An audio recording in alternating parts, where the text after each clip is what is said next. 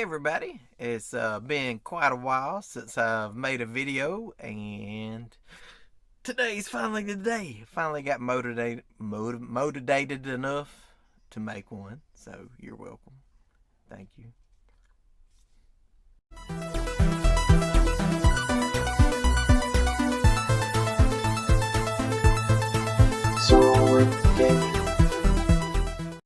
It's a Sega Spectacular. So, do y'all ever notice the very first time, if you're into vlogging and stuff, that you make a video? Anytime you're making a new video, the first time you always mess up and you always end up making funny faces. Yeah, that's normally me. So, anyway, I'm back.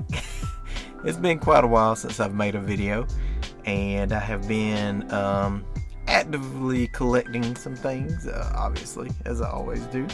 One of the big things I've been collecting for lately is for the Sega Genesis, PlayStation, that kind of stuff, but purposely been saving up some Sega stuff to show you in a video. Some super cool stuff that I never thought in my whole entire life that I would have. Some very collectible ones. So here we are, and let me show you what I've gotten recently. How about that? How y'all been doing? Alright, so the first one that I picked up, and this one is one of the relatively cheaper ones, is Alien 3. So Alien 3, like pretty much almost everything I've gotten today, most of them, is like a platformer, action platformer. This one is a little different. You do have like a timer to amount of time to clear each stage. The way you clear each stage is by rescuing the humans from the aliens, and you get all kinds of different weapons to go, and it is pretty tough. I made it a couple levels in. Definitely going to give this one some more playtime. Thoroughly enjoyed the little bit of time I did play it, but I can already see this one is one you have to basically memorize the levels, memorize where the people are that need rescuing, and memorize where the aliens jump out at you at, because that's definitely important. But overall, really fun game. Alien 3. Another one very similar that I picked up is Judge Dredd. I'm the law. So Judge Dredd, again, it's an action platformer too. This one's not necessarily time based, but you get objectives in each level. Like, I remember the first level was like destroy something. I can't remember exactly what, but I enjoyed this one too. Not as much as Alien 3, honestly, but it was actually pretty decent and a pretty inexpensive game. Not a real expensive game. Do y'all remember this movie? Y'all ever see it? The original was Sylvester Stallone. I'm the law. So anyway, Judge Dredd.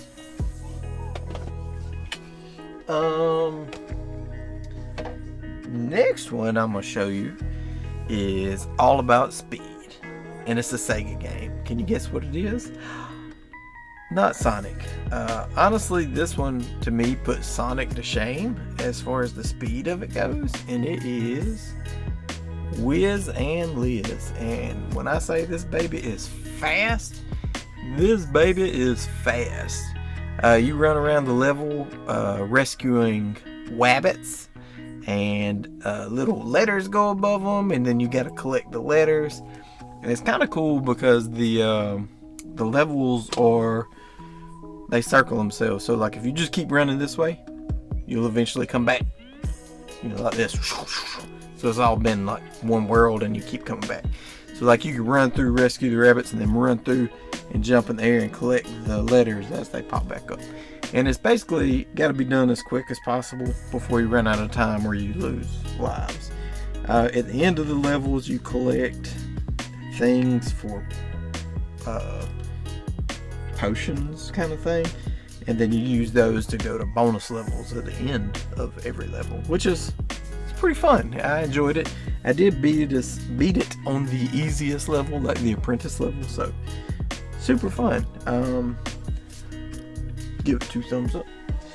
The next one, take it back. This one is one of the ones that was not a platformer that I got, and it is Super Smash TV. Super Smash TV, if you have ever watched the movie Running Man from back in the day, this game is very similar to that.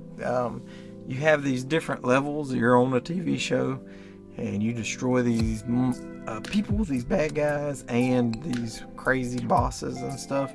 You get crazy different weapons, and really fun. I didn't play this one but a little bit, but definitely going to go back to this one and get on this one some more. And let me tell you, this copy here, like, I swear whoever had this one got it and never really played it. Even the manual looks immaculate. Like, it's a really clean copy, really clean box. Definitely recommend this game, Super Smash TV. This one was available on several systems too. The next one.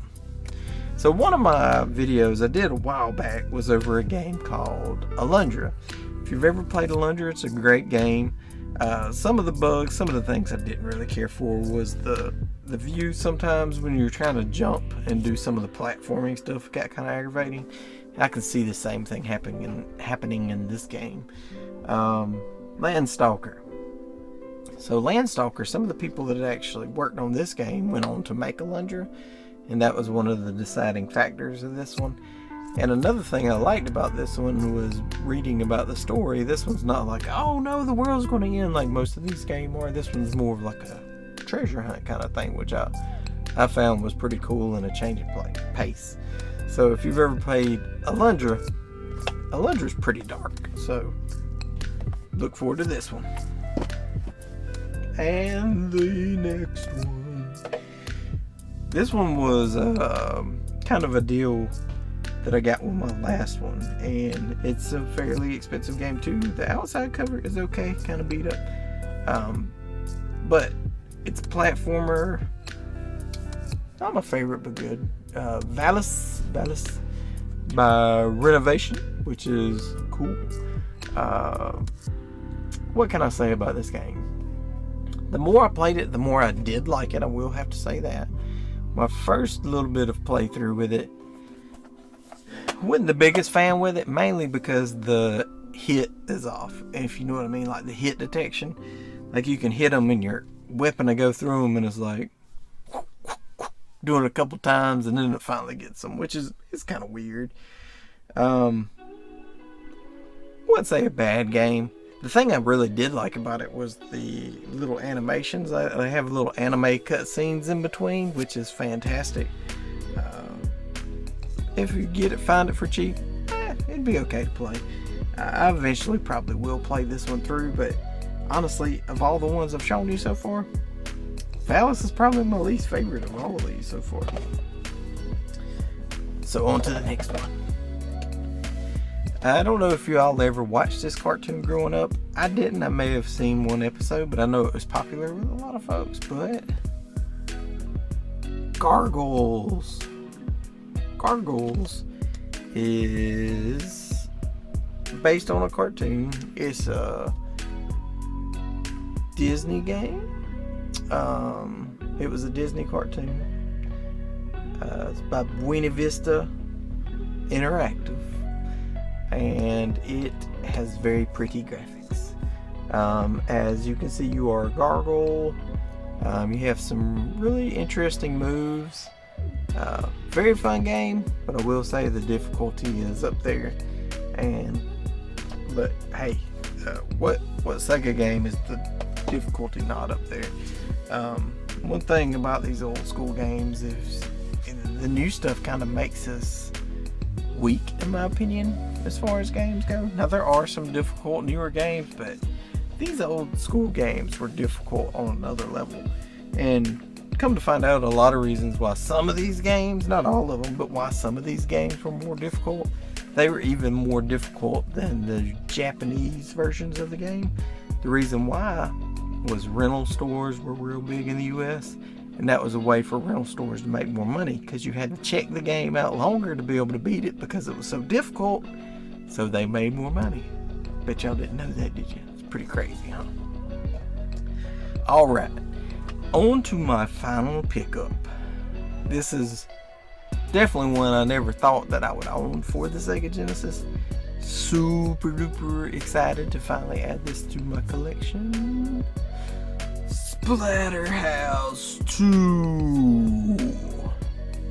You know, a lot of these other ones are not for the kids. This one is definitely not for the kids, but it's still super duper fun. The gameplay itself is meh, but the atmosphere makes it worth it. You get weapons, and you fighting up monsters and stuff. Basically, this dude is going to rescue, I think it's his girlfriend, he's going to rescue at this house, and this cursed mask says, we can do it together. So he puts the mask on and he turns into this monster slaying machine, and you hit these monsters and they fly up against the background of the stage, which is, it's pretty cool. Very fun game, very, again, difficult game. I'm pretty sure this one did have a password system, if I'm not mistaken. I think it does. You can comment if I'm wrong, but going to do a full playthrough on this one eventually, you know, maybe closer to Halloween when I get into that spooky game mode. Got the spooky games lined up on the Genesis. So anyway, that's all my most recent super awesome Sega pickups, and it has been an extremely long time since I've made a video. So like I said, I just wanted to make something, tell everybody hey, and see what's been going on. Been doing some work to my game room, as you can kind of see, and I'm going to try to turn my camera around so you can see this stuff somewhat. Got my Goodwill Back to the Future stuff up. So that is a little 3-piece print. Got it Goodwill for like, I think $2 or $3 per picture there. And I also found this at the same Goodwill. It is an original print by Sarah Richards, who is an artist that's worked on shows such as like Rick and Morty and stuff. And it even has like a little, her business card in the back of it. And that's how I found out who painted the original and stuff. And I'm super proud of that. I found that at Goodwill along with these. And wow, like, I'm a huge Back to the Future fan, so that is ridiculous.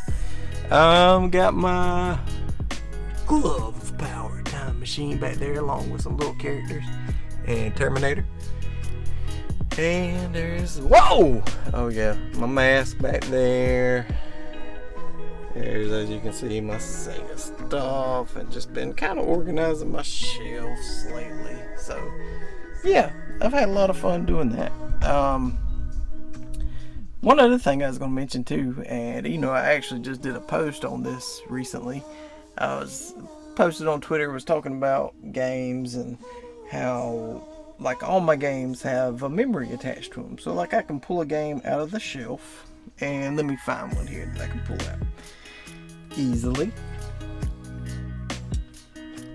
This one, Conquest of the Crystal Palace. So this one was totally one of those box art purchases, and so I ended up buying it. Like, this is the original game in the box and everything. I bought a repro box later just to kind of display. It's empty. I'm just gonna put it up around just to kind of show the box art, because I like the box art so much. But I actually found this, believe it or not, on Amazon, and in the description it said it came with a box, and I couldn't believe it because it was a really good price, and it did come with a box. Now there is a lot of old school rental store stuff on it, like Superstar Video Princeton, and then on the inside it has like a video store from Texas, which is, it's cool. Like, every game has a story, and I remember where I got most all of my games, and that's one reason I really enjoy collecting. I've mentioned it before, but I honestly almost, or pretty close, enjoy collecting as much as I do playing. Playing is kind of tough sometimes, you know, working all the time and stuff. collecting and stuff too, so I don't have a lot of time to go do that. I'll be half asleep browsing my phone and I'll see a good deal on a game. I'll be like, oh, I better get that. Or I'll be off somewhere and see one. It's hard to pass up retro video games. But anyway, enough with boring y'all. I'm gonna try to keep this up and put out some more videos and get more regular with my videos again like I was when I first started my channel. If not, y'all just bear with me and stay. Oh yeah, we're at 98 subscribers, so only 2 subscribers away from hitting that 100 mark, which has been a goal for a while. Thank y'all so much for everybody that stick around. Thank you so much for all my followers on Twitter. I have over 400 followers on there and several on Instagram as well. So if y'all ever want to look me up on there, it's SorAuron, SorAuron, on Twitter and Instagram. Thank y'all. Y'all have a wonderful day and keep on collecting.